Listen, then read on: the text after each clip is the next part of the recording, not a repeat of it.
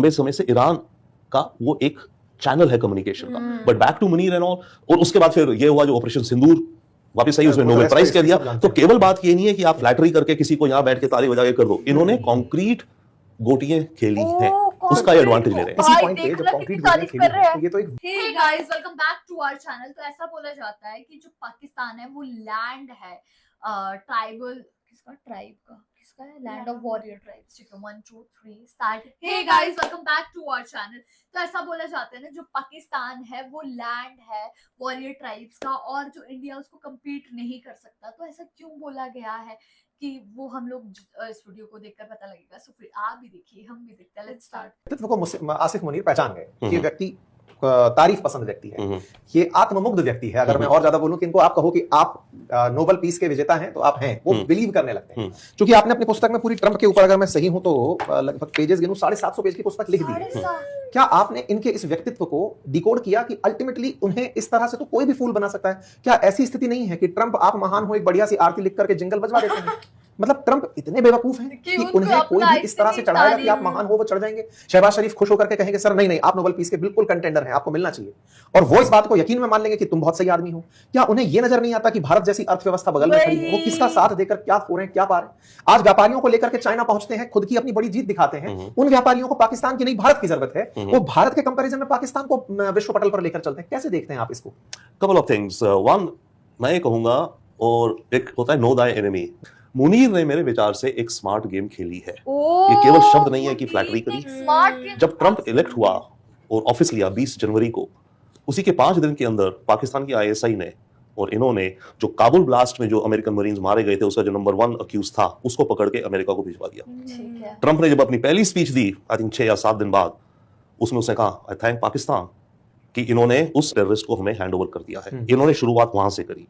Second, जो crypto currency की बात हो रही है, ट्रंप ने 6 महीने पहले इलेक्शन से क्रिप्टो में इसको इतना पोटेंशियल दिखता है, जिसमें ट्रंप है, इसका बेटा है, दोनों एरिक और डोनाल्ड, छोटा बेटा भी बैरन भी है, और स्टीव विटकॉफ जो इसका पार्टनर, रियल एस्टेट, बडी, गोल्फिंग और हर जगह तो है। स्टीव विटकॉफ का बेटा जैक, वो भी पार्टनर है उस कंपनी में जिसका नाम है वर्ल्ड लिबर्टी फाइनेंशियल। पाकिस्तान ने उस कंपनी के आसपास घूम घमा करके अपने नेटवर्क निकाले। बेनांस एक और क्रिप्टो एक्सचेंज था, उसका एक फाउंडर था जो कि उसकी भी अलग कहानी है। उसके थ्रू इन्होंने उस कंपनी के साथ नेटवर्क बनाया। ठीक है। एंड ऑलमोस्ट जब पहलगाम हुआ या उससे पहले की बात है, अबू धाबी में एक बड़ी क्रिप्टो करेंसी कॉन्फ्रेंस होनी थी, जिसमें एरिक ट्रंप डायरेक्ट आया Abu Dhabi, but Steve Witkoff Pakistan गया। पाकिस्तान ने एक एजेंसी बनाई, पाकिस्तान क्रिप्टो काउंसिल, और उसे इनवाइट किया गया कि आप हमें क्रिप्टो में एडवाइस कीजिए, how to create a crypto infrastructure in Pakistan. Steve Witkoff आया वहां पर। वो पहली बार हुआ कि उसको मुनीर से मीटिंग करवाई गई, शहबाज शरीफ से कराई गई, पूरा रेड कारपेट लेकर दिया गया। उसमें हुआ कि पाकिस्तान क्रिप्टो को, डिजिटल एसेट्स को अपनी अप्रूव करेगी रेगुलेटरी मैकेनिज्म से। उसमें उनको ज्यादा कुछ कमाई नहीं हुई। एक कंसल्टिंग सा कॉन्ट्रैक्ट हुआ, प्री पेमेंट करीब $20 मिलियन का, और वो एक एंट्री बन गई। ये बात है, पहली खेप चली गई है ना। देन नेक्स्ट जो इन्होंने स्टेप किया, जब ये जून में गए जो व्हाइट हाउस में, तो वो एंट्री मिल गई through the Witkoff family. Okay, और पहले इन्होंने उसको एहसान कर दिया कि हमने तेरे को पकड़ के एक अर्ली विन दे दी तेरे को, जो टेररिस्ट था अल-कायदा या जिसका भी तालिबान का। अब जब ये जून में गए, वहां इन्होंने कॉन्क्रीट ऑफर दी कि गाजा में आपको स्टेबलाइजेशन फोर्स चाहिए, मुस्लिम नेशन, मैं देता हूं, मेरी बैटल हार्डर आर्मी है। ट्रंप ने बोला वाह, ये तो मुझे चाहिए, दे रहा है। ये इन्होंने स्टेप बाय स्टेप कल्टीवेट कर, उसके बाद ये रेयर अर्थ मटेरियल्स ऑफर कर दिए, इत्यादि कर दिए। अब जहां तक बात है ईरान के साथ बिचौलिया, हमें याद रखना चाहिए 1981 जो तेहरान में एम्बेसी अमेरिकन को किडनैप बंधक बनाए गए थे, तब से ईरान और अमेरिका के डिप्लोमेटिक रिलेशंस नहीं है। वही पिछले 45 सालों से ईरान की जो डिप्लोमेटिक इंटरेस्ट है, क्योंकि अमेरिका में वीजा नॉर्मल चीजों के लिए, वो पाकिस्तान एम्बेसी के अंदर है। वो सेक्शन, इरानियन इंटरेस्ट सेक्शन, उसका जो चीफ है वो ईरानियन होता है, बट उसको पाकिस्तान की एम्बेसी की जो अगर गाड़ी है तो उस एम्बेसी की गाड़ी का नंबर है। तो पाकिस्तान की एम्बेसी के अंदर इरानियन इंटरेस्ट सेक्शन है पिछले 45 साल से। ये मैसेजेस कन्वे करते हैं, बट वो रूटीन डिप्लोमेटिक टाइप। तो ईरान, पाकिस्तान के ईरान के साथ काफी अच्छे वर्किंग, आप कहेंगे डिप्लोमेटिक सेंस में, रिलेशंस है। अमेरिका की एम्बेसी भी नहीं है तेहरान में। अमेरिका के इंटरेस्ट जो स्विट्जरलैंड की एम्बेसी तेहरान में, वो हैंडल करती है। तो पाकिस्तान लंबे समय से ईरान का वो एक चैनल है कम्युनिकेशन का। But back to Munir and all, और उसके बाद फिर ये हुआ जो ऑपरेशन सिंदूर वापस आई, उसमें नोबेल प्राइज कह दिया। तो केवल बात ये नहीं है कि आप फ्लैटरी करके किसी को यहां बैठ के ताली बजा के कर दो, इन्होंने कॉन्क्रीट गोटियां खेली हैं, उसका एडवांटेज ले रहे हैं। इसी पॉइंट पे जब कॉन्क्रीट गोटियां खेली, तो ये तो एक विजनरी पॉइंट व्यू हुआ ना सर। कि आपको उस व्यक्ति के बारे में बहुत पहले से ये समझ में आ गया कि इसको क्या पसंद है? अगर फ्लैटरिंग पसंद है तो फ्लैटरिंग। हम कहां फेल हो गए सर? पाकिस्तान का जो डिप्लोमेटिक रीच था, पाकिस्तान का जो वेस्टर्न मीडिया के साथ जो इंटरफेस था, वो बहुत अच्छा था बनस्पत इंडिया के। तो एक तरह से मुनीर ने उसको कैपिटलाइज किया है। जैसे साहब ने भी बताया इसको कि उन्होंने वो सेटिंग तो कर दी थी, चाहे वो विटकॉफ फैमिली के थ्रू हुआ हो, चाहे वो उनको नोबेल पीस प्राइज देने की बातचीत हो, बट क्योंकि अभी पाकिस्तान यूएन सिक्योरिटी काउंसिल के हाई टेबल पे भी बैठा है, उसकी एक वॉइस है वहां पर, जहां से वो कश्मीर का मुद्दा या भी उसने रिसेंटली इंडस वाटर ट्रीटी का मुद्दा उठाया, इन सब और इंटरनेशनल स्टेबलाइजिंग फोर्स जो गाजा में हुई, उसका फायदा उठाते हुए आसिम मुनीर ने इसको कैपिटलाइज किया। अब आसिम मुनीर को हमको एज अ पर्सन समझना पड़ेगा। अगर आप ये देखें तो आसिम मुनीर का अगर आप बचपन देखें, वो रावलपिंडी में हुआ, मदरसा में एजुकेशन हुई, नॉन मिलिट्री बैकग्राउंड था, कोई ऐसा नहीं था कि फौज में जाना है। उनके जो वालदेन थे वो तो एक स्कूल टीचर थे, बाद में प्रिंसिपल बन गए, तो वो मदरसा की टीचिंग थे, लेकिन वो चले गए मंगला, अबोटाबाद भी नहीं जा पाए, जहां के मेन उनकी पीएमए है अबोटाबाद में। वो ऑफिसर ट्रेनिंग स्कूल मंगला से पास आउट हो गए, 1968 बॉर्न है, लेकिन 18 साल में कमीशन ऑफिसर बन गए। तो 1986 में वो कमीशन हो गए थे फ्रंटियर फोर्स में, जो कि एक जानी मानी रेजिमेंट है, 23 फ्रंटियर फोर्स में वो रहे।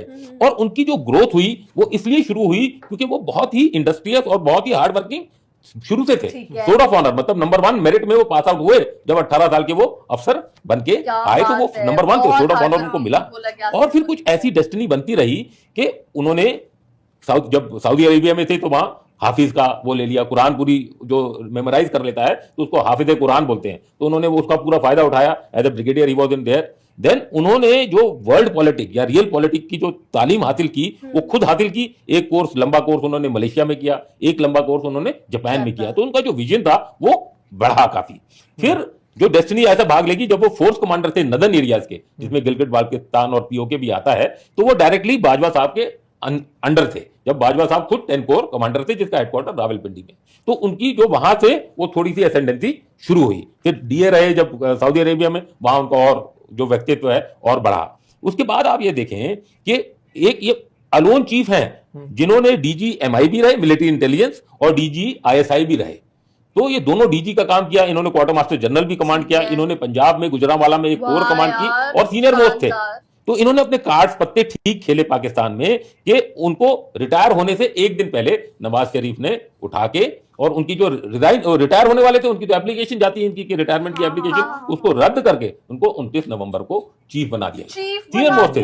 तो उसकी वजह से जो फैज हमीद और जो 2-3 और थे वो हट गए। लेकिन जब इनकी एसेंडेंसी वहां तक पहुंच गई, सीनियर मोस्ट बन गए बाजवा साहब के बाद, फिर एक के बाद एक ऐसी चीजें होती रही जिससे कि कहां तो वो चीफ थे, उसके बाद सिंदूर के बाद फील्ड मार्शल उनको बना दिया गया, फिर कॉन्स्टिट्यूशन को अमेंडमेंट कर दी गई और उनको सीडीएस बना दिया गया। तो आप उनके पास आर्मी, नेवी, एयरफोर्स और एक ऐसा उनके पास वजूद उनका ऐसा हो गया जो कि ना कि प्राइम मिनिस्टर के पास है, ना प्रेसिडेंट के पास है, ना सुप्रीम कोर्ट के चीफ जस्टिस के पास है। वो बिल्कुल इनविंसिबल से हो गए। तो ये इन्होंने बहुत शातिर किस्म के आदमी हैं, एक शातिर किस्म के जनरल हैं, और इन्होंने पूरा जो इंटरनल प्रॉब्लम्स थी बलूचिस्तान, आपने देखा होगा, इन्होंने स्टेटमेंट दी 1500 टेररिस्ट हैं, इनकी 10 पीढ़ियां भी हमारे पाकिस्तान को नहीं हिला सकती। उन्होंने ऐसा नैरेटिव बिल्ड किया, ऐसा मीडिया को गैग किया कि वो पूरा सब शांत हो गया। अब सब जगह उनकी वाहवाही होने लगी, ये देखो कैसा ये है।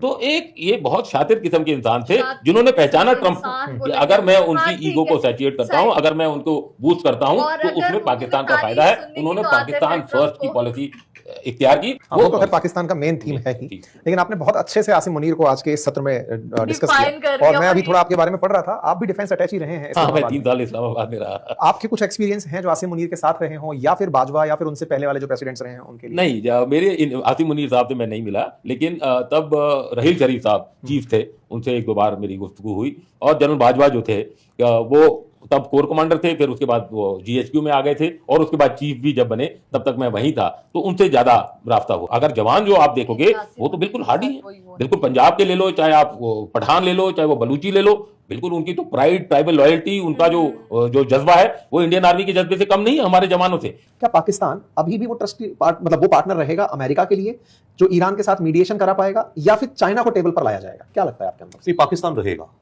एंड ये खबरें जो आ रही हैं कि भाई पाकिस्तान में ईरान की एयरफोर्स के कुछ प्लेन्स खड़े हुए थे, तो पाकिस्तान दगा दे रहा है, कैसे हो रहा है, इससे पहले कुछ और खबरें थी करीब हफ्ता 10 दिन पहले कि करीब 3000 टन कार्गो कराची पोर्ट पर था, जिससे वो ट्रक्स को ले जाकर के ईरान में दिया गया।